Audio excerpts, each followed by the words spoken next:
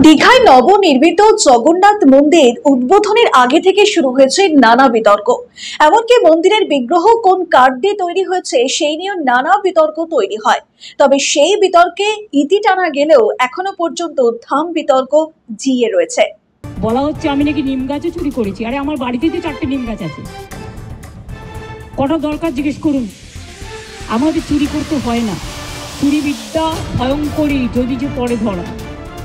যারা চোর, mother of thieves আর সাউথস মোস্ট। চোরের মায়ের বড় গলা, চোরকি মায়ের জোরসে বলে। তুমি যদি হিন্দু ধর্মের সমর্থক হও তাহলে তুমি জগন্নাথ ধাম নিয়েও মমতা ব্যানার্জির হিমকার চুরি করে জগন্নাথ ধাম করেছে। মমতা ব্যানার্জির এই অবস্থা হয়নি। নবনির্মিত দীঘায় জগন্নাথ মন্দিরের বিগ্রহ নাকি পুরীর মন্দিরের নবকলেবরে ব্যবহৃত নিম কাঠের অংশ দিয়েই বানানো হয়েছে। এমন অভিযোগ করতেই এই নিয়ে মুখ খুললেন মুখ্যমন্ত্রী মমতা বন্দ্যোপাধ্যায়। পাখির চোখ 2026 বিধানসভা নির্বাচন, তার আগেই দীঘাতে জগন্নাথ মন্দিরের উদ্বোধন করলেন মুখ্যমন্ত্রী মমতা বন্দ্যোপাধ্যায়। আর সেই মন্দির উদ্বোধনের আগে থেকে শুরু হয়ে গিয়েছে বিতর্ক। দীঘায় জগন্নাথ মন্দিরের বিগ্রহ কোন কাঠে তৈরি হয়েছে সেই নিয়ে নানা জল্পনা ওঠে রাজনীতির আঙিনায়, যা নিয়ে সরব হয়েছিল ওড়িশার বিজেপি সরকার। এর পাশাপাশি ধাম বিতর্ক তীব্র হয়। গোটা দেশের 4টি ধামের মধ্যে একটি অন্যতম হল পুরীর জগন্নাথ মন্দির ধাম। কেন দীঘাকে ধাম বলে আখ্যা দিচ্ছেন মুখ্যমন্ত্রী সেই নিয়ে তীব্র সমালোচনা তৈরি হয় গোটা দেশে। শেষমেশ নিমকাঠ বিতর্কে ইতি টানা হলেও জিয়ে রইল ধাম বিতর্ক। দীঘায় জগন্নাথ মন্দিরের উদ্বোধনের দিন গুরুত্বপূর্ণ ভূমিকায় দেখা গিয়েছিল পুরীর জগন্নাথ মন্দিরের সেবায়েত রাজেশ দৈতাপতিকে।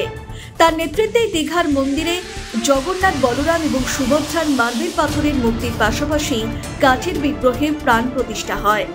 তারপরে অভিযোগ 2015 সালে পুরীর মন্দিরে নবকলেবরে ব্যবহৃত নিম কাঠের অংশ দিয়েই নাকি বানানো হয়েছে দীঘার মন্দিরের জগন্নাথ দেবের বিগ্রহ।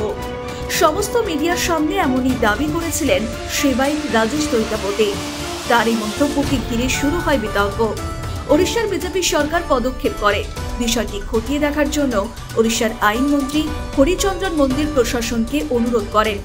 জিজ্ঞাসাবাদ এবং তদন্তের পর ওড়িশার আইনমন্ত্রীকে রিপোর্ট পাঠায় মন্দির প্রশাসন। তারপরে আইনমন্ত্রী স্পষ্ট করে জানিয়ে দেন যে অভিযোগ উঠেছিল সেটি ভুয়ো, অর্থাৎ পুরীর মন্দিরে নবকলেবরে ব্যবহৃত নিম কাঠের অংশ যায়নি দীঘাতে। কিন্তু বিতর্ক রয়ে গিয়েছে ধাম প্রসঙ্গে। ইতিমধ্যেই দীঘার জগন্নাথ মন্দির উদ্বোধনের পর তার সামনে দীঘা জগন্নাথ ধাম বলে লিখে সৌন্দর্য বাড়ানো হয়েছিল।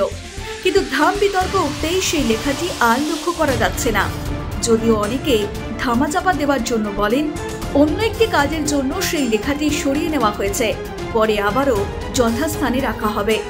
অন্যদিকে এই বিষয়ে ওড়িশার আইনমন্ত্রী হরিচন্দ্রন জানান, নবনির্মিত দীঘায় জগন্নাথ মন্দিরের নাম থেকে ধাম শব্দটি সরানোর জন্য পশ্চিমবঙ্গ সরকারকে আনুষ্ঠানিকভাবে আবেদন জানাবেন। বড়কা দারুকাঠ, এইঠু লিম্ব কাঠ, বড়কা দারুকাঠ ভগবানଙ୍କର ଯାଇକି ସେଠି ମନ୍ଦିରରେ ମୂର୍ତ୍ତି ପ୍ରତିଷ୍ଠା ହେଇଛି, ସେ ଏ କଥାଟା ସମ୍ପୂର୍ଣ୍ଣ ମିଛ କୁହାଯାଇଥିଲା ବୋଲି ଏ କଥାର ସ୍ପଷ୍ଟତା ଆସିଲା।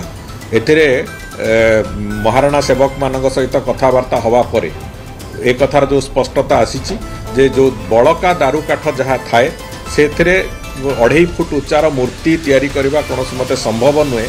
ଆମେ ପଶ୍ଚିମବଙ୍ଗ ସରକାରଙ୍କୁ ଅନୁରୋଧ କରିବୁ ଯେ ଆପଣ ଏ ଧାମ ଶବ୍ଦର ବ୍ୟବହାର ବନ୍ଦ କରନ୍ତୁ। କୌଣସି ପ୍ରକାର ଏକରେ ଧାମ ଶବ୍ଦର ନାଁ ବନ୍ଦ କରନ୍ତୁ ଏବଂ ଦୀଘାଠାରେ ଯେଉଁ ବେଳାଭୂମି ଅଛି ତାକୁ ମହୋଦଧିର ନାଁ ଦେବା ବି ବନ୍ଦ କରନ୍ତୁ। ଇଏ ଯୋଡ଼ିଏ ଆମେ ପଶ୍ଚିମବଙ୍ଗ ସରକାରଙ୍କୁ ଲେଖିବୁ ଏ ବାବଦରେ, কারণ এতে ভক্তদের ভাবাবেগে আঘাত দেওয়া হচ্ছে। ব্যুরো রিপোর্ট, নিউজ বর্তমান।